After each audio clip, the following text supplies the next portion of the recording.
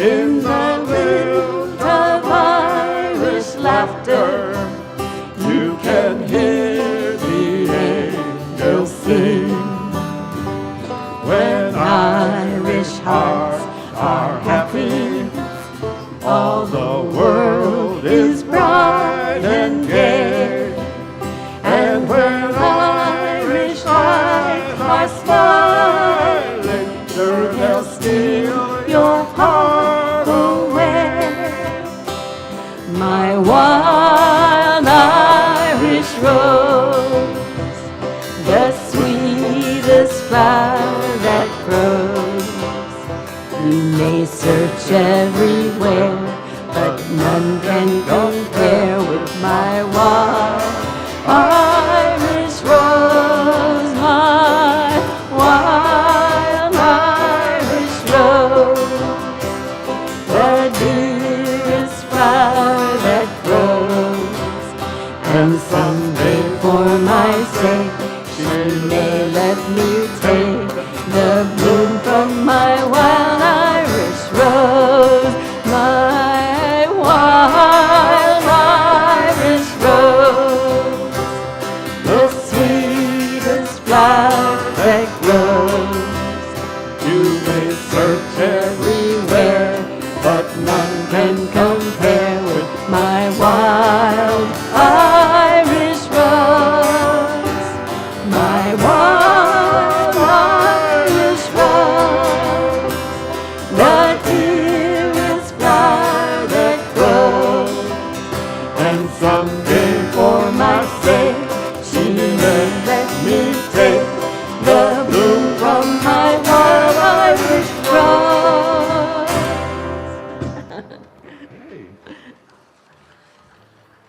It sounds like they've heard some of these before, maybe.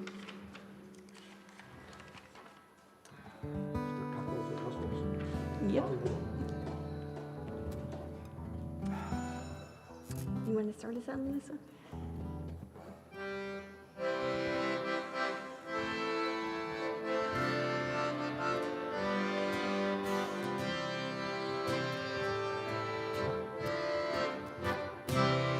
In Dublin's fair city, where girls are so pretty, I first set my eyes on sweet Molly Malone. I wheeled her wheelbarrow through streets broad and narrow, crying cockles and mussels, alive, alive, oh, alive, alive, oh, alive, alive, oh, crying cockles and mussels, alive, alive, oh.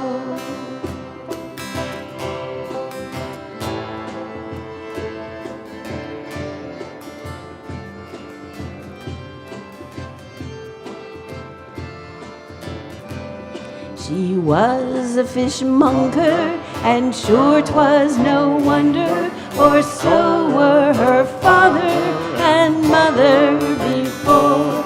They wheeled their wheelbarrow through streets broad and narrow, crying cockles and mussels, alive, alive, oh, alive, alive, oh, alive, alive, oh, crying cockles and mussels, alive, alive, oh. She died of a fever, and no one could save her, and that was the end of sweet Molly Malone. Now her ghost wheels her barrow down streets broad and narrow, crying cockles and mussels, alive, alive, oh, alive, alive, oh, alive, alive, oh, crying cockles and mussels, alive, alive, oh, alive, alive, oh, alive, alive, oh, crying cockles and mussels, alive, alive, oh.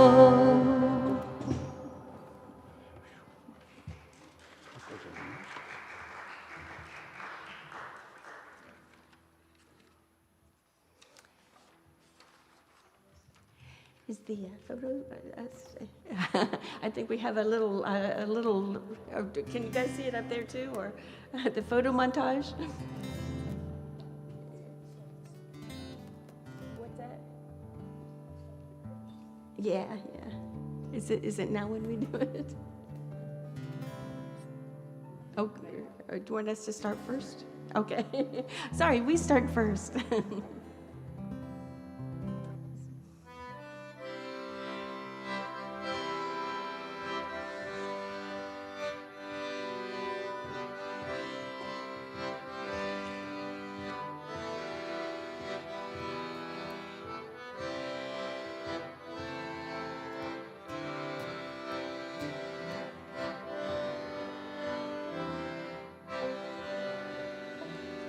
Oh, the summertime is come, and the trees are sweetly blooming, and the wild mountain thyme grows around the blooming heather.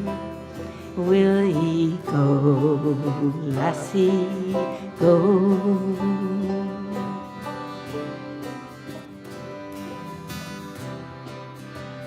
And we'll all go together to pluck wild mountain thyme all around the blooming heather.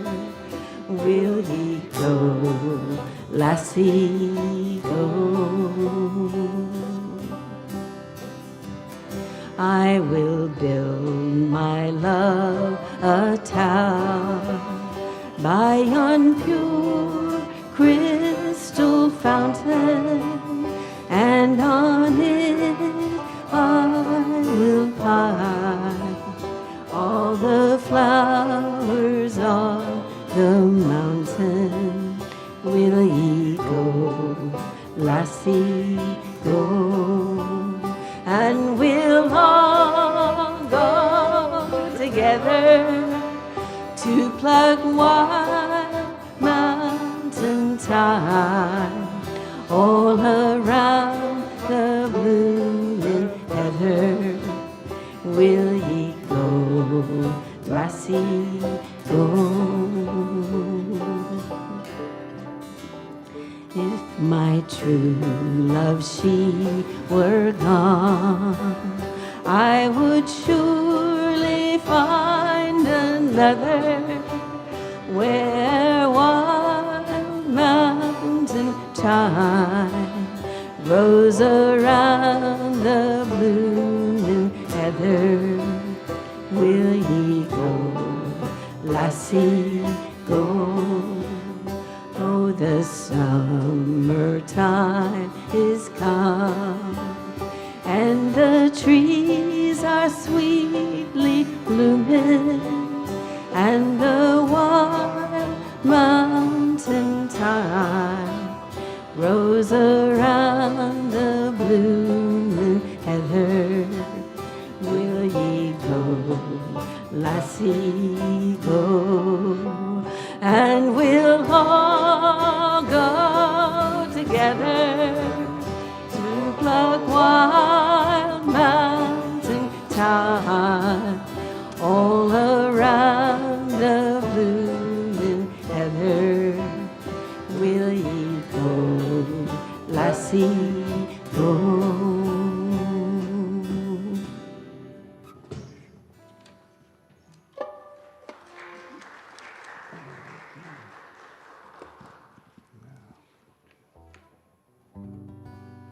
Oh, Danny boy, the pipes are calling from glen to glen and down the mountainside. The summer's gone and all the flowers are dying. 'Tis you, must go and I must bide. But come ye back when summer's in the meadow, or when the valley's hushed and white with snow. 'Tis I'll be here in sunshine or in shadow. Oh, Danny boy, oh, Danny boy, I love you so. And if you come when all the flowers are dying, and I am dead, as dead I well may be, you come and find the place where I am lying, and kneel and say an Ave there for me, and I shall hear those soft dew tread above me, and all my dreams will warmer, sweeter be.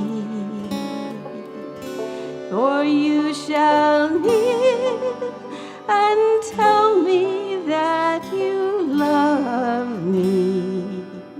I'll sleep in peace until you come to me.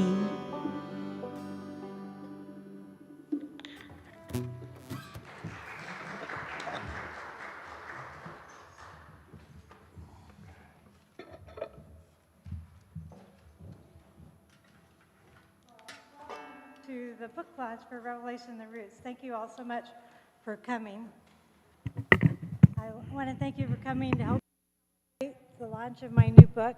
You were just watching some photos that I took when I was in Ireland. Steve and I went there for our 30th wedding anniversary, and the photos were really the scenes of the book also. So first I'd like to introduce to you Pastor Adam Banks and thank back both him and First Baptist Church for hosting this event today. And if you're looking for a church, First Baptist is a great church, and Pastor Adam Banks is an amazing preacher. So we're a very inclusive congregation who really care about the people of Springfield. So thank you for being here today. Thank you. Good afternoon. Welcome. I want to formally welcome each and every one of you on behalf of the congregation here at First Baptist Church. Thank you for coming and being here, gathering in this place for a wonderful occasion, celebrating Nancy's book launch. I am Pastor Adam Banks, and just want to extend to you a greeting, echoing Nancy's invitation. You are welcome here. You're welcome at First Baptist Church, where, you know what, you will not meet another Nancy. Absolutely not. But you will meet other folks just as warm and welcoming, hospitable as Nancy is. And so if you are looking for a community of faith, First Baptist Church is open to you. Francis Bacon said, "Truth is so hard to tell, it sometimes needs fiction to make it plausible."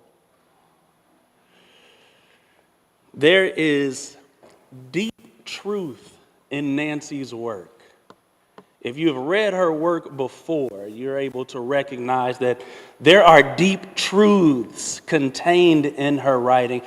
Even if it is a work of fiction, there's deep truth contained therein. And as we celebrate the book launch this afternoon and talk a little bit about what is contained in those pages, we will be able to recognize some deep truths. As she already shared, there's portions of the story that are inspired by real lived experiences, and so certainly it comes from a place of truth.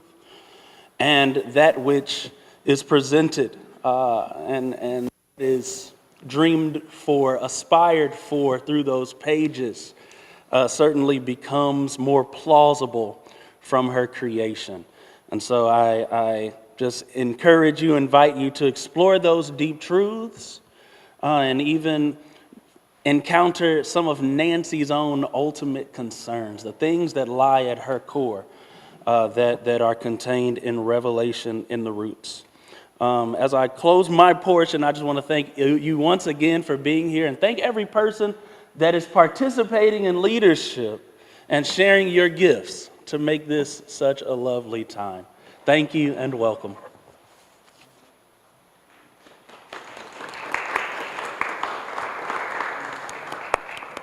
Thank you, Pastor Adam.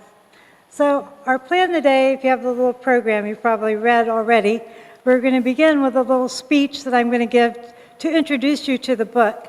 And then we're going to listen to 3 readings.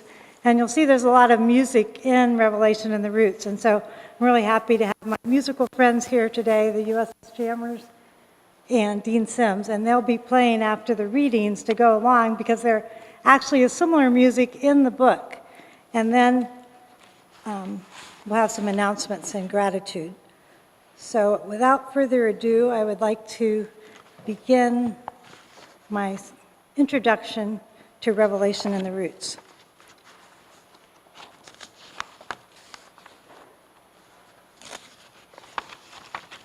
Okay, so today I'd like to give you a sneak preview of my new book, Revelation and the Roots, Emerald Isle. I'm supposed to have the iPhone to advance my slides. Okay, thank you. So first, let me introduce the conspiring spirits that are haunting the people in the story.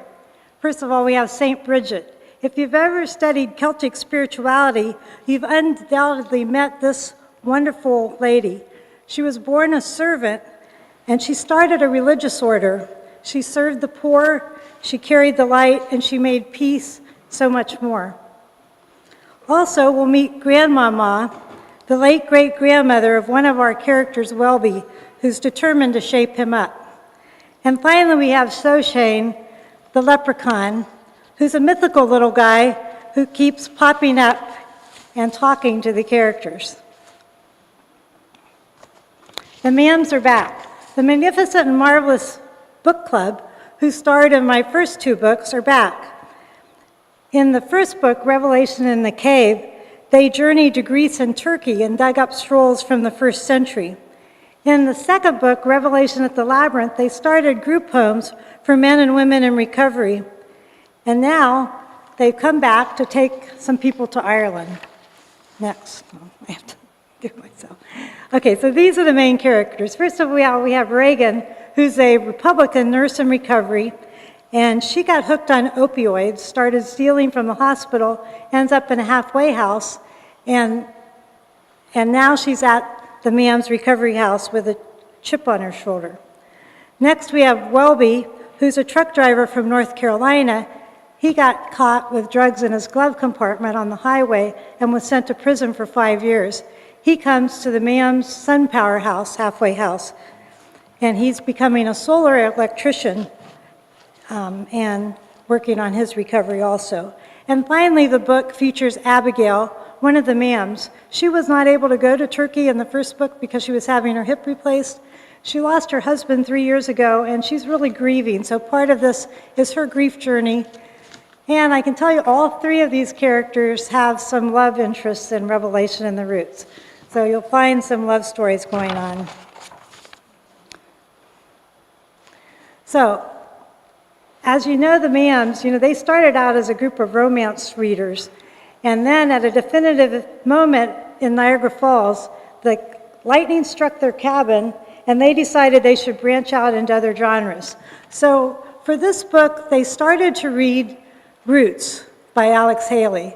And then they started to learn about DNA, and they decided to have their own DNA tested. Surprise. Molly, the African-American maid, found out that she actually had Irish DNA. And Abigail, who thought she was white, had 10% African DNA. Likewise, they offered the DNA test to the group home members, and Welby had Irish DNA, and Reagan had some African DNA. So what did the MAMs do? They wrote a grant, a recovery reentry grant, to take some of their group home members to Ireland, to the Sea Islands, and to West Africa to explore their roots. Now this book is only about Ireland. I hope I'll write the other stories later. So I want to give you 10 reasons to read my book. First of all, you can tour Ireland and you'll get to go to the places that I visited with Steve and then when I went back also. Second, you'll have fun with the MAMs. The MAMs are an eclectic group of red hat ladies. They like to have a good time, and you'll see Ireland through their eyes. Number 3, you'll read a book that matters. I'm really pleased that this book is being published by All Things That Matter Press. They're publishing books that they think that matter, and to me, like Pastor Adam said, this is a really important story that speaks about things that are important to me, and I hope to you. For in these difficult times, this book is a message of hope, spiritual message of hope. Also, if you've never been on a silent retreat, you'll get to go on a silent retreat with the MAMs and their friends in the heart of Ireland, near St. Bridget's Well. Number 6, you'll get to walk with people in recovery. The people in the group home are working on their alcohol and drug problems. And I don't know if you're aware, we usually associate Ireland with St. Patrick's Day and having a beer or two. But I don't know if you know, there's a very active Alcoholics Anonymous chapter in Ireland, and the group home members go to an AA group while they're in Ireland, and that's part of the book also. Number 7, you'll explore the goodness of listening. When the leprechaun visits Abigail before they go to Ireland, he tells her, "Listen, my dear." And so the entourage stopped to have listening circles every now and then. And they are differences. They are differences among the characters. Some are Republican, some are Democrat. They don't always agree on things, but they sit down and try to listen to each other.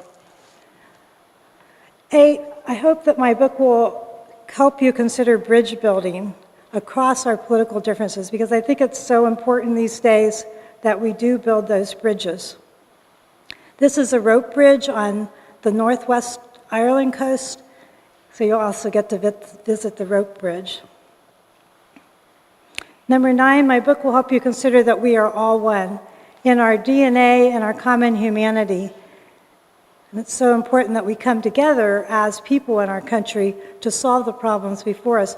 When I visited Ireland, I went to the Cliffs of Moher, which was one of the pictures you saw on the slides, and there was a display there that said, it was about climate change, and it said in 150 years, Galway, Cork, and Dublin, the 3 major cities of Ireland, may all be underwater if we don't reverse our abuse of the planet.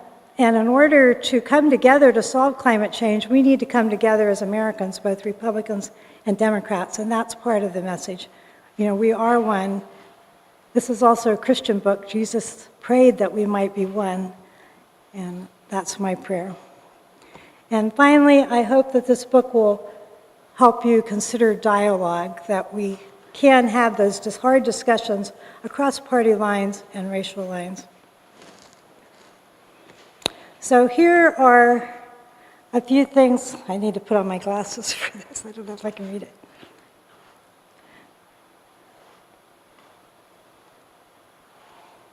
I can't. Okay, Alice Benson, and I can't, I'm going to have to, I'm going to stand here and read it, I thought. Okay, this is Alice Benson, who read the book, and she said this book is a deeply satisfying read at a time when our country is ever more divided. This book seems to help us find ways to reconcile and come together. It is an exploration of the healing power of spirituality and faith. And then the last slide is my writing coach, Kathy Giorgio, who helped me through my edits of the book. And what she says is, in Revelation of the Roots, Nancy Flinchbaugh combines an incredibly diverse cast of characters. Here's some them up and has them come down, dig down to their very roots, and then has the roots actually rise up and speak to each other. It's a coming together of beliefs, of passions, of people from all walks of life. Their joy and their discoveries and in each other leave the reader filled with a great sense of hope. I apologize, I wasn't prepared for that. So I encourage you to, thank you, get a copy of my book today. And we will now proceed with the readings, and I'd like to invite Steve Schlother and Tiffany to come help with those. Tiffany Wanzer.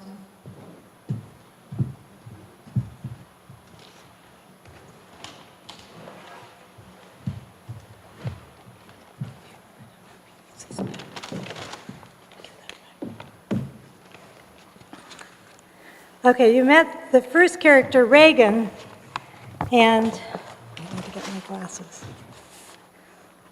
Reagan has just come to the group home, and the group home is having a hootenanny, and Reagan is upset because somebody on the board of the group home invited her father to the hootenanny, and she wasn't expecting her father, who's quite a well-known political figure.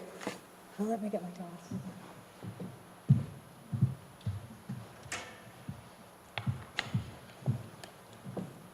Ready, Steve? No, I can't get this off my glasses.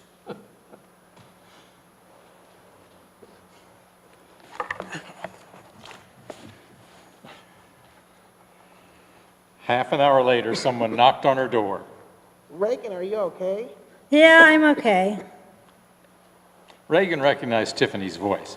Opening the door, she confronted the other woman, asking, Why did you invite my father? You should have consulted me. Just to get money? Really? Tiffany hesitated. He called last week and asked if he could help. I referred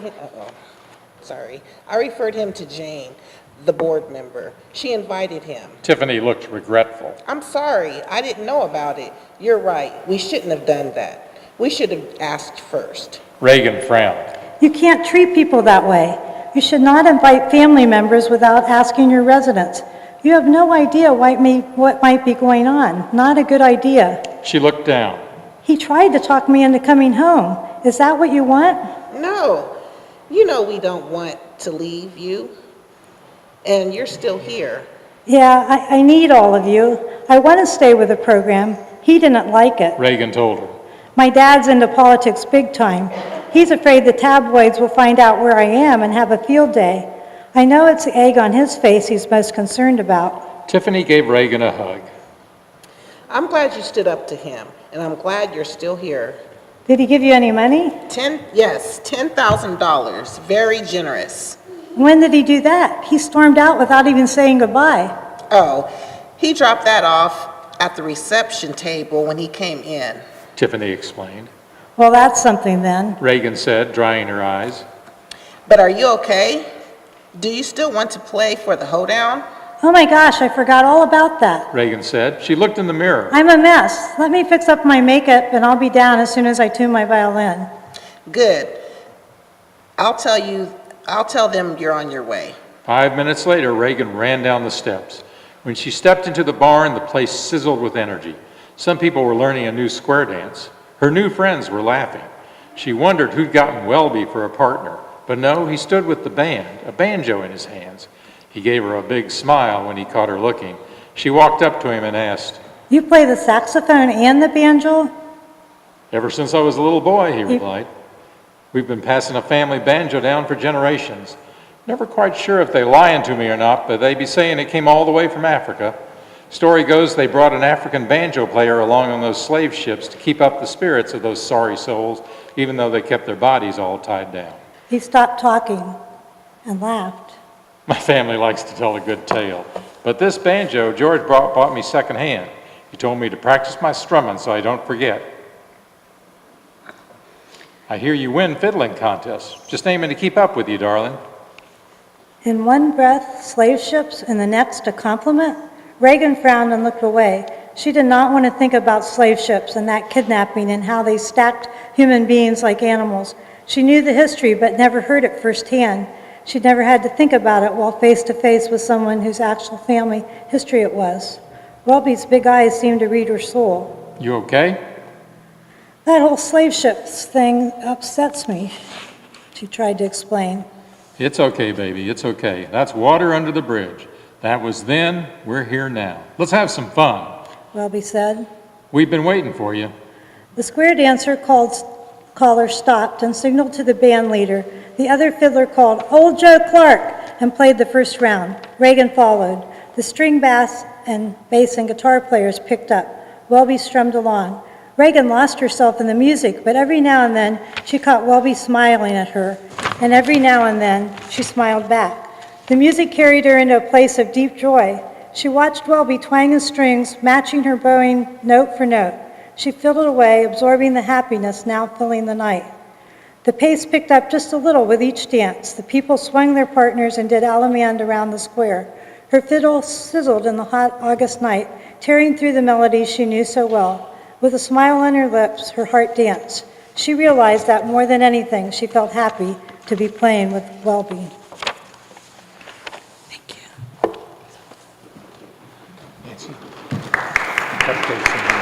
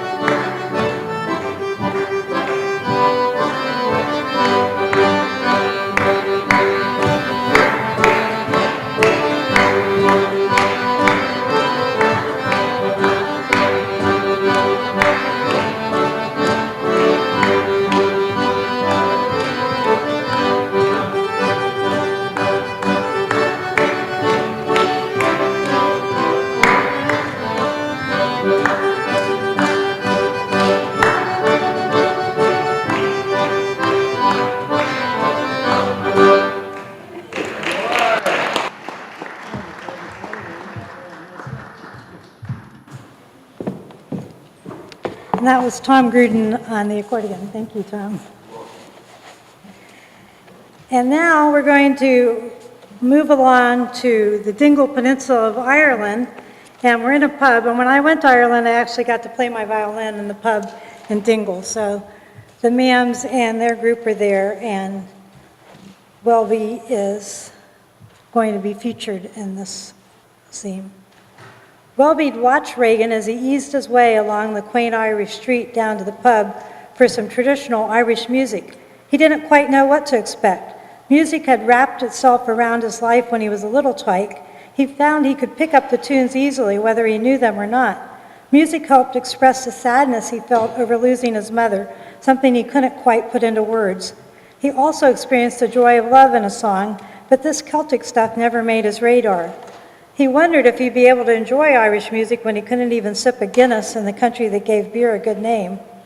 George caught up with him, patted him on the back, and asked, How you doing, Welby?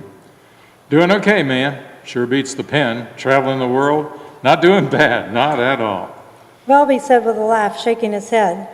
Yes, these women are something, bringing us halfway around the world to Ireland. Not on my bucket list, but who's complaining? Can't beat a free trip. No, sir, George said. Have you noticed solar panels on some of the houses? Yeah, man, cool. They might need our services here, do you think? Welby asked. Maybe we can drum up some business and come back. George laughed. Speaking of drumming, I'm hoping someone in the pub will have a bow drum, the Irish drum. I played it once and I'd sure like to do it again. In the pub, the musicians gathered in a circle, welcoming the Americans with great hospitality. The Irish folk led off with some jigs. Welby quartered it out, watching the guitar player. Sure enough, a woman played a bow drum, and she passed it to George a time or two. Like jammers everywhere, they passed the melody around the group. Once again, Reagan impressed him with her ability to make her fiddle sing.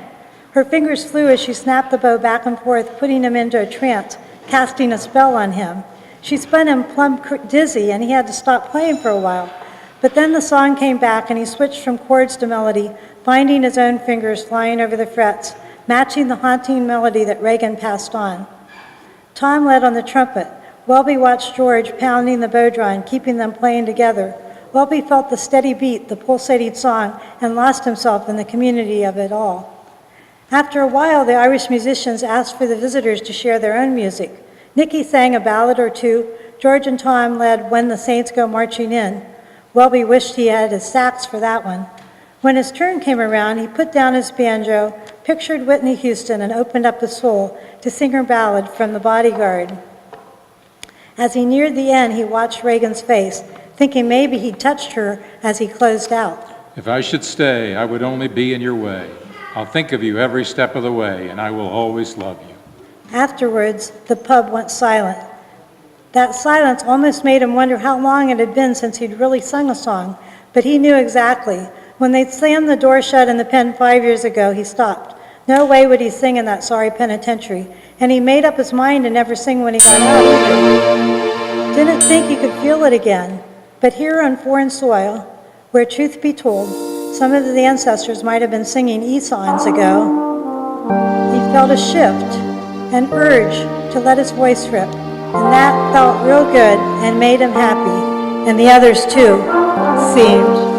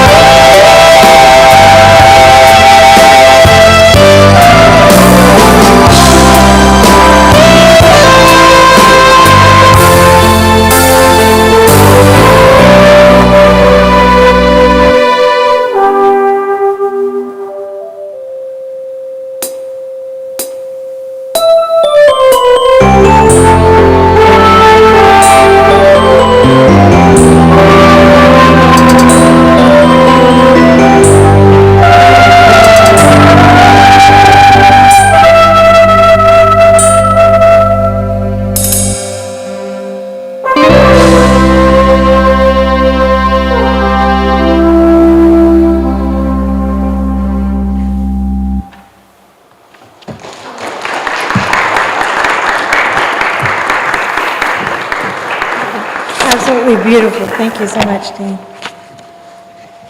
And now we have one more reading. Moving on, if you, in the book, you'll get to kind of travel around the circle of Ireland. And so now the Mams have made it to Cork, which is on the southeast corner of Ireland. And they are at Oliver Plunkett's. And you'll get to meet Abigail's new friend, their tour guide, Seamus. Let the show begin, Seamus said, motioning toward the front of the room. Go ahead. As if on a cue, a man with a scraggly red hair, standing at the mic with a guitar hanging from his neck, spoke up. Good evening, ladies and gentlemen, and welcome to Oliver Plunkett's, where everybody knows your name. Welcome to the Mams Book Club, traveling all the way from River City, Ohio, along with their man, Captain Thomas Mabra, just retired from the force, and their fearless guide, our good friend, Seamus O'Reilly. We'll start off here with a little jig for you, and please welcome our dancing friend, Jillian Murphy, over from Cobway. Abigail settled back in her chair to listen to the music and watch the dancing. For the next 2 hours, the band regaled those gathered with Irish jigs and ballads. Dancers kept popping out to kick along. Energy sizzled into the little bar. Abigail felt drawn into the joy of the Irish. She felt happy to know her people might come from a place just like this. Toward the end of the night, they invited Seamus up on the stage to sing a few. He led with When Irish Eyes Are Smiling. As his rich tenor voice filled the room, Abigail fell just a little further under his spell. His Irish eyes landed on hers as he finished off. And when Irish eyes are smiling, they'll steal your heart away. He punctuated the number with a little wink to her, sending a wee bit of his Irish magic into her soul. And then he surprised her by asking her up. He introduced her to the crowd. This be my new friend, Abigail Wesley from River City, Ohio. She's going to sing the next number with me. I heard her singing this very song over in Dingletown, so I know she owns the Irish pipes, she does. The rest of you who know this song, please join in. It's a little tune called How Can I Keep From Singing? Abigail felt goosebumps along with a little stage fright. Although she'd sung regularly in church since her youth, this felt different. Seamus seemed to sense her hesitation. We're all family here. These be my nephews, Orion, Jupiter, and Mars, and my brother Curtis over there on sound. This be our living room. Just enjoy yourself, all of you, please. Orion strummed a few chords and Seamus began, with Abigail close behind. She found the alto to his tenor melody. She found the light in the dark room. She found a new partner and sang into the space of Oliver Plunkett, wondering where this song and this evening and this trip might carry her, ready to let it all happen. For the first time in many years, she felt fully alive. On the last verse, Seamus stopped singing to let Abigail close it out, and she sang confidently, "Since love is Lord of heaven and earth, how can I keep from singing?"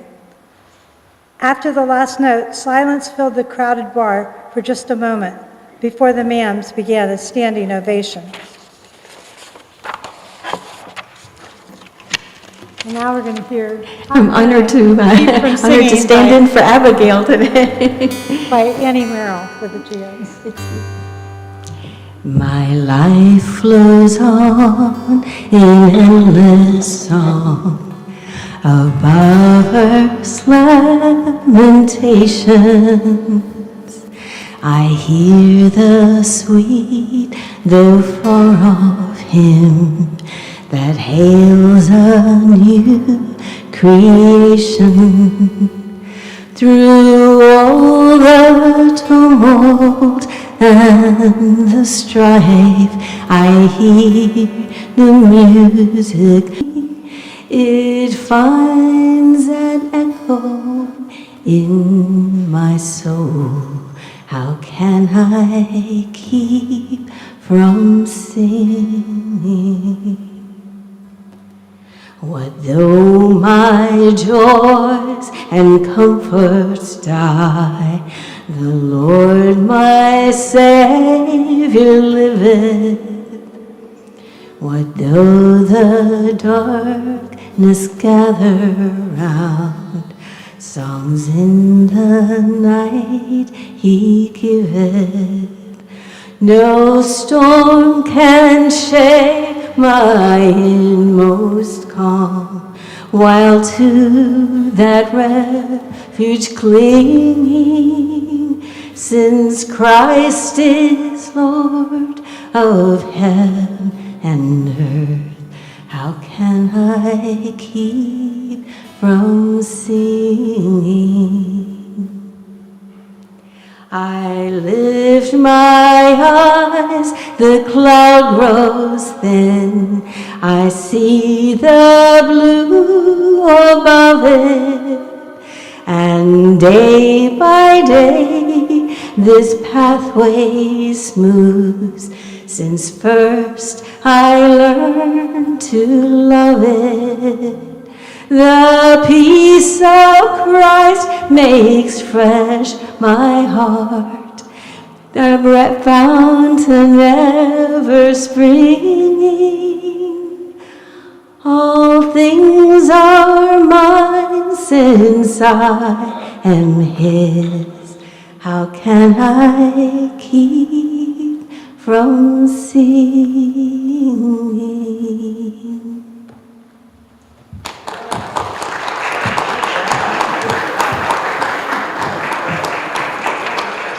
That was beautiful, Annie. Thank you so much.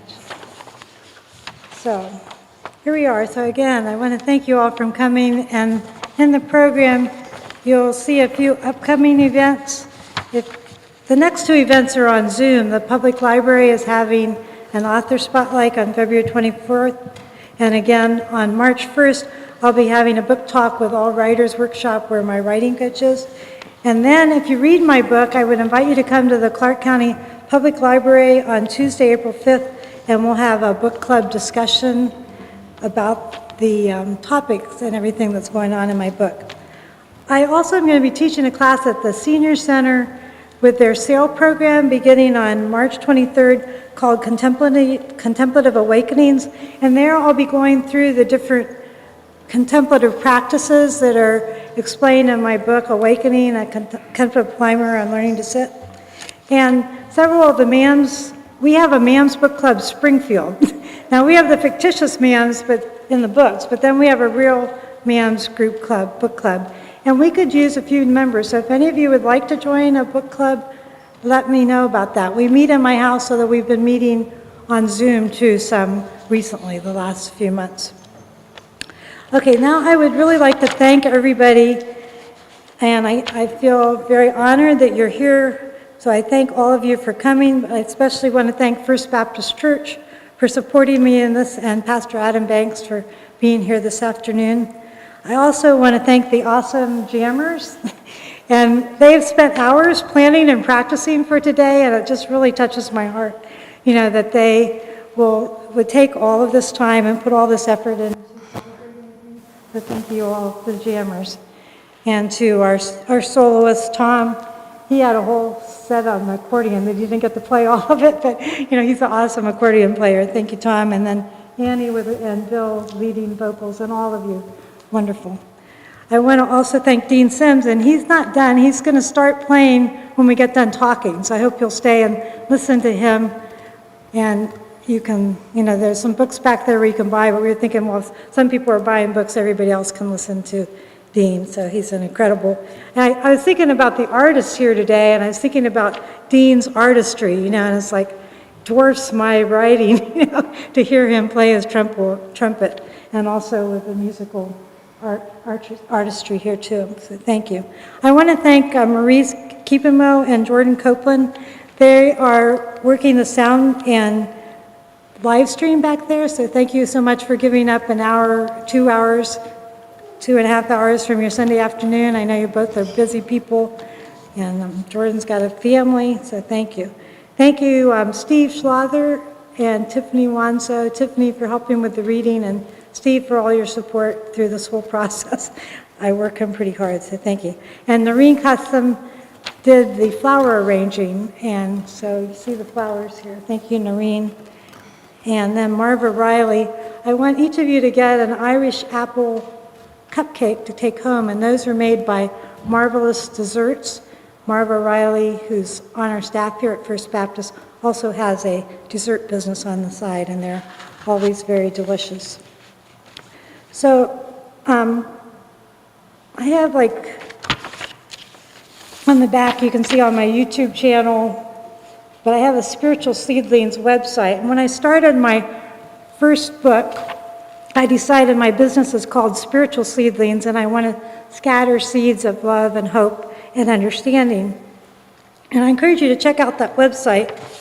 You can find book club study guides that the MAMs Springfield have read over 97 books now, and each of my fictitious book club members comment along on these books, and you can also find other resource materials there. But my theme song for Spiritual Seedlings is You Are My Sunshine. So I want to invite everybody to sing along with the jammers as we do You Are My Sunshine, and I want you all to know that you are truly my sunshine. And thank you for being here.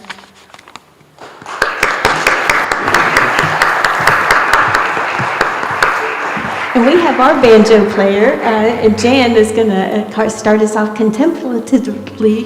Is that how you, contemplatively?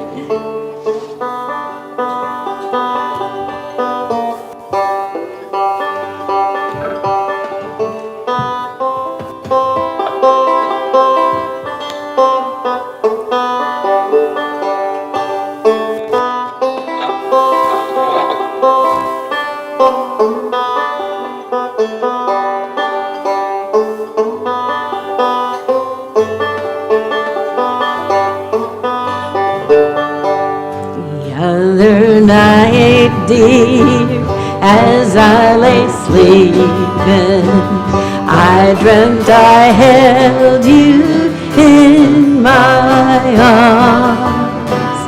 But when I woke, dear, I was mistaken. So I hung my head and I cried. You are my sunshine, my only sunshine. You make me happy when skies are gray. You'll never know, dear, how much I love you. So please don't take my sunshine away. I'll always love you and make you happy if you will only say the same. But if you leave me and love another, you regret it all so me. You are my sunshine, my only sunshine. You make me happy when skies are gray. You'll never know, dear, how much I love you. So please don't take my sunshine away. You told me once, dear, you really love me, and no one else could come between. But now you left me and love another. You have shattered all my dreams. You are my sunshine, my only sunshine. You make me happy when skies are gray. You'll never know, dear, how much I love you. So please don't take my sunshine away. So please don't take my sunshine away.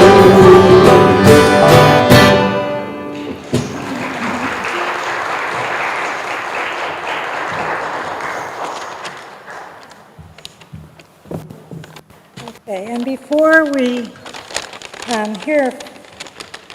end our program out today, we have a special occasion I'm not sure where our matches are, but we want to sing happy birthday to Dean Sims, our musician, who's turning 68 today. So we really thank you for spending your birthday with us. And could I get some backup here to help read out and happy birthday? Happy birthday to you. Happy birthday to you. Happy birthday, dear Dean. Happy birthday to you.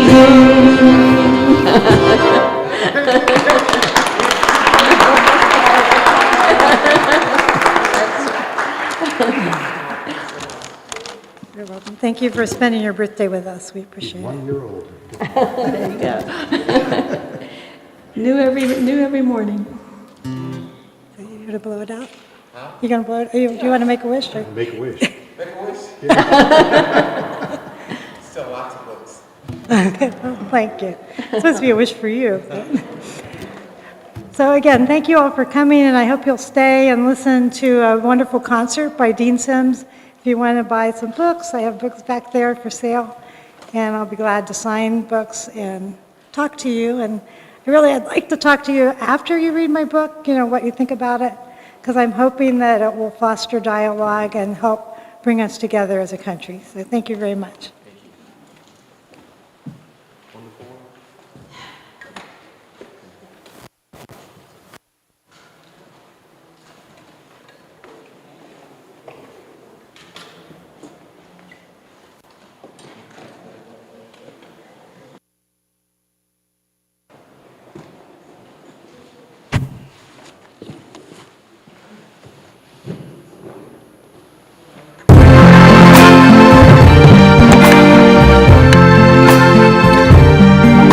I see trees green,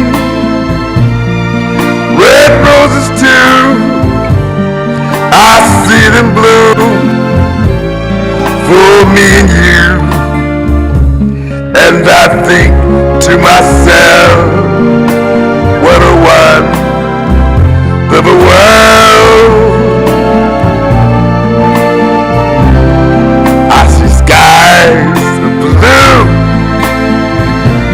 clouds are white, bright blessed days, and the dark secret nights. And I think to myself, what a wonderful world.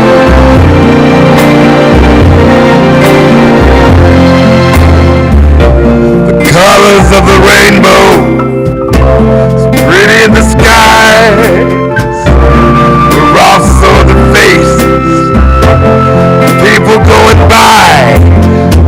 I see friends shaking hands, say, how do you do?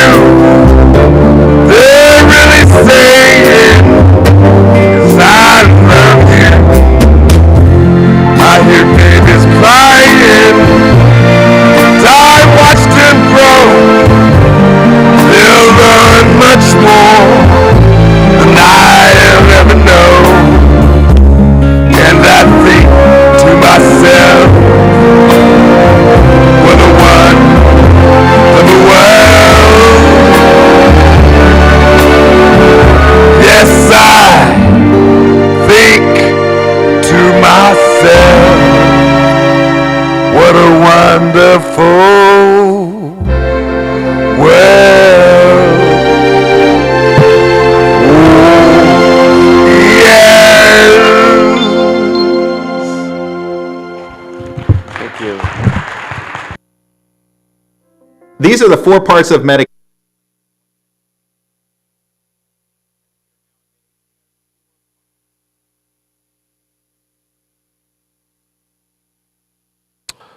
Whatever else is up there, I sent you can play.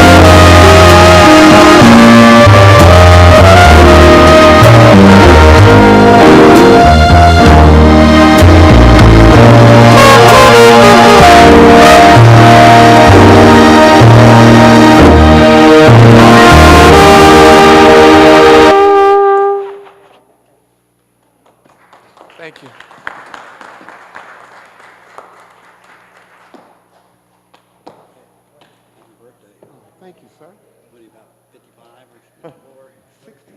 My news right behind me. You graduated 72 or 70? Huh? 72? Yeah, 72. Happy birthday. Thank you. Thank you. It's a joy to hear you play. Huh? It's a joy to hear you. Oh, thank you, sir. Thank Both you. ways, singing and playing. Oh, thank you. Thank you very much. You must enjoy. Thank you.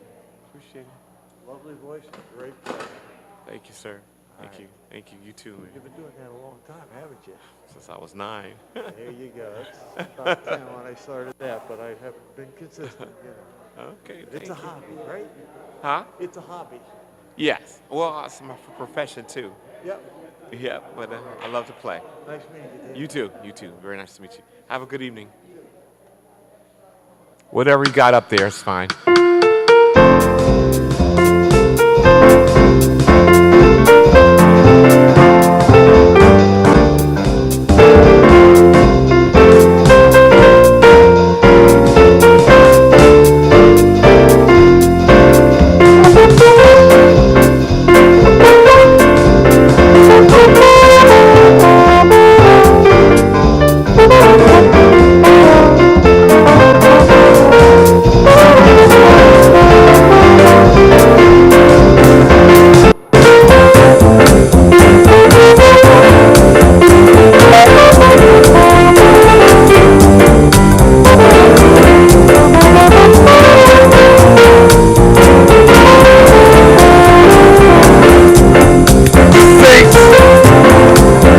Marching in with the saints, go marching in. Yes, I won't. In that number, saints go marching in. With the saints, go marching in. Saints go marching in. Yes, I won't. In that number.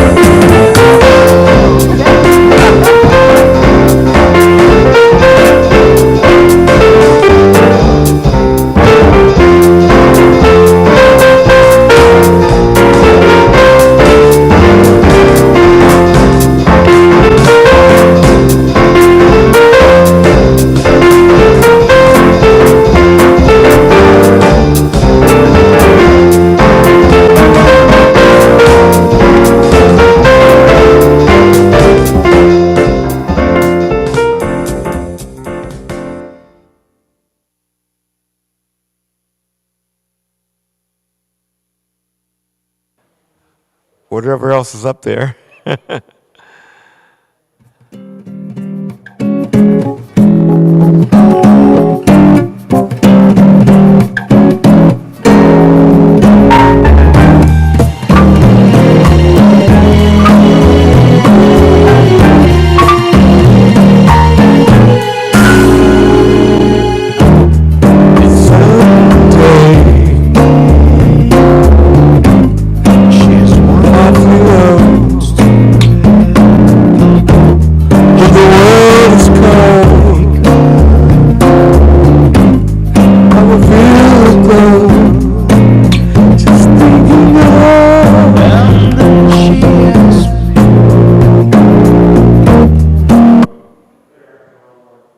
What's going on? Wrong one?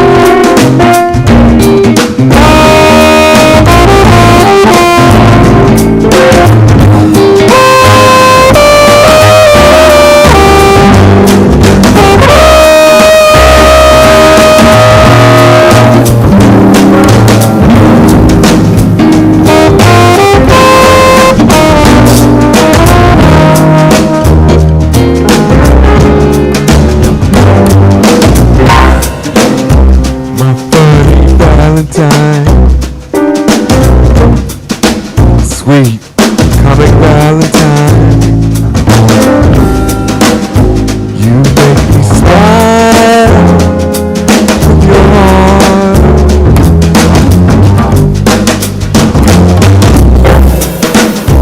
Your looks are laughable, unphotographable, yet you're my pain.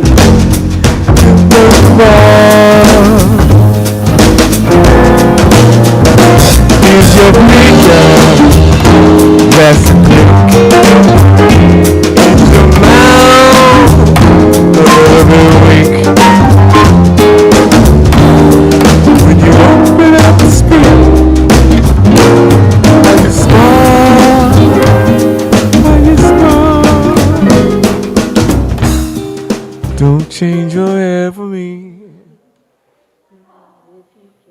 Yeah.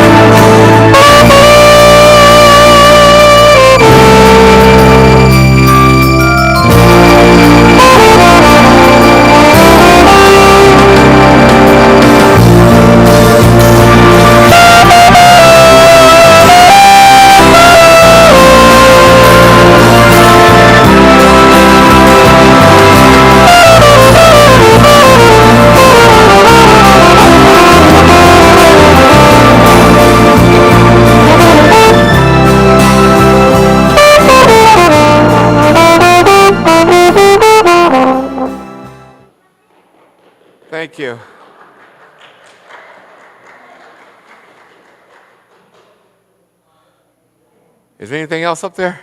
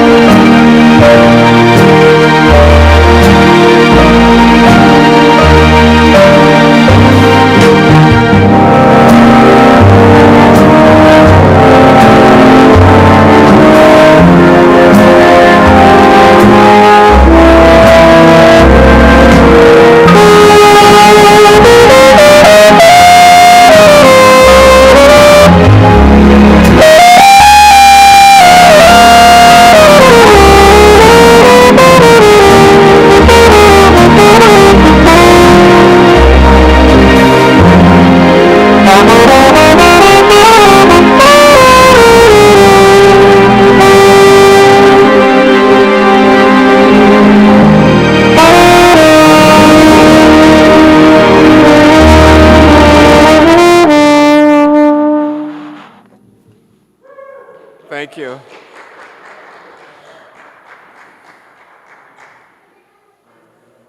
Is that it? There's one more left? Huh?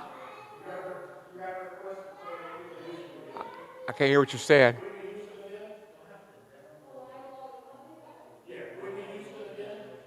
Oh, you want to hear Whitney Houston again? Okay.